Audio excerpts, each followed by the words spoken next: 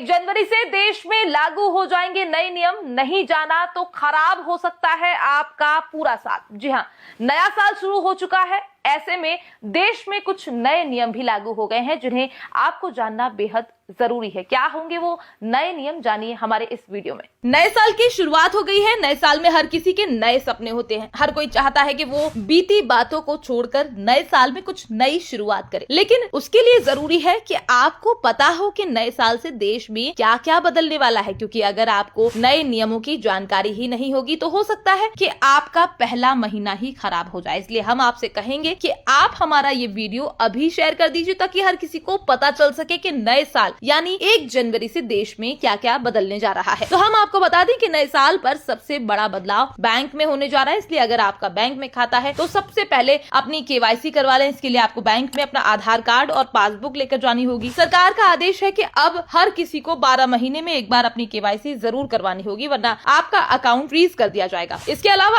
अगर आप यूपीआई यानी गूगल पे या फोन पे का प्रयोग करते हो तो आपके लिए अच्छी खबर है, क्योंकि अभी तक आप 24 घंटे में केवल 1 लाख रुपए का ही लेन देन कर पाते थे, लेकिन नए साल में आपकी ये लिमिट 2 लाख रुपए होने जा रही है। साथ ही आपके लिए एक बुरी खबर भी है, क्योंकि सरकार का कहना है कि अब से अगर आप यूपीआई के जरिए 5,000 रुपए से ज्यादा का लेन देन करते हैं तो उसे ट्रैक किया जाएगा, और अगर साल में 10 लाख तक का लेन देन करते हैं तो हो सकता है आपके घर इनकम टैक्स का नोटिस भी आ जाए, जिसके बाद आपको उन पैसों का जवाब देना पड़े। हालांकि अगर आप हिसाब दे देते तो आपको किसी भी तरह से घबराने की जरूरत नहीं है, लेकिन अगर आप हिसाब नहीं दे पाते हैं तो आपके ऊपर 84% टैक्स लगाया जा सकता है। साथ ही अगर आपने अभी तक आधार और पैन कार्ड लिंक नहीं करवाया है तो इसे आज ही करवा लें, क्योंकि नए साल से जिन भी लोगों का आधार पैन लिंक नहीं होगा उनका बैंक अकाउंट फ्रीज किया जा सकता है, जिसके बाद आपको परेशान होना पड़ सकता है। इसके अलावा अगर आप सरकारी योजनाओं का फायदा लेना चाहते हैं तो आपके लिए एक अच्छी खबर है, क्योंकि केंद्र सरकार इस साल एक नया पोर्टल तैयार करने जा रही है जिसके अंदर सभी योजनाओं को एक साथ दिखाया जाएगा। यानी अब आपको अलग अलग योजना के लिए अलग अलग वेबसाइट पर नहीं जाना होगा। साथ ही अगर आपके घर स्मार्ट मीटर लगा हुआ है तो आपके लिए एक अच्छी खबर। सरकार का कहना है कि जिन लोगों के घर स्मार्ट मीटर लगा है उन्हें बिजली बिल में 15 से 20% तक की छूट दी जाएगी। इसलिए अगर आपके घर अभी तक स्मार्ट मीटर नहीं लगा है तो इसे जल्दी से लगवा लें।